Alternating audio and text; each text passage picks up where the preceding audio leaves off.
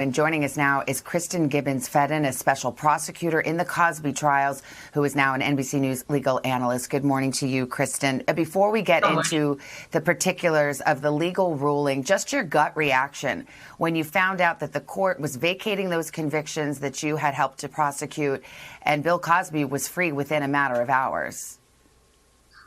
Honestly, I was shocked. I was in disbelief. My co-prosecutor, Stu Ryan, had texted me and told me, and I was just in complete disbelief. And particularly since, again, I thought that there was no alleged agreement. We went forward. The Common Pleas Court agreed with us. The Superior Court agreed. The Supreme Court disagreed. But yeah, I was just in total shock. You know, the court's ruling does not touch on the issue of guilt or innocence. It all turns on whether or not there was a valid agreement not to prosecute and whether your office needed to abide by it. But Cosby was triumphant. On the radio, he said, "This is for all who have been wrongfully imprisoned, regardless of race, color, or creed." Your reaction? My reaction to that statement, particularly as it is made in conjunction with his other statement, specifically the one that this is justice for Black Americans, makes me sick to my stomach and absolutely disgusted. Because throughout the trial and continuing on now, he is trying to exploit the thirst that Black Americans, including myself, as a former prosecutor, have for justice in America for Black and brown bodies.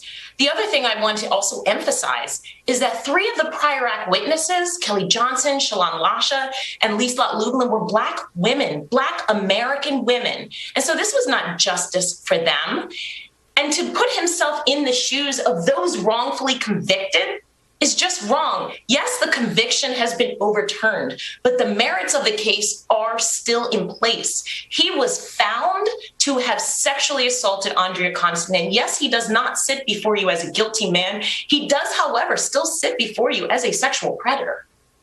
Well, let me ask you, and let me play devil's advocate, because the court's ruling turned on this procedural issue, but it was fundamental. There was a prior prosecutor who said he would not prosecute Bill Cosby criminally. Based on that, Cosby then goes and testifies in a deposition, gives incriminating evidence, and that is then later used by a different prosecutor who says, "I'm not bound by that previous agreement." The court said this was fundamentally unfair. How do you respond to that? Look, Savannah, I 100% respect our esteemed bench here in Pennsylvania, particularly all the justices on the Supreme Court bench. But I have to respectfully disagree. And the other thing I want to emphasize is this was a split decision. When we talk about due process rights, I think one of the things we have to go back to is to the actual testimony that was given during the habeas corpus hearing for this particular issue. And during that hearing, much testimony came out. Number one, we're not even certain that an agreement was made. Typically, when these type of non-prosecutorial agreements are made, they are in writing, they are approved by the court, and there aren't any subsequent indicia of, the absence of such an agreement, such as here, where he released a press release where he said, I may decline charges now, but I will revisit the decision should the need arise. Well, in addition to that, yeah.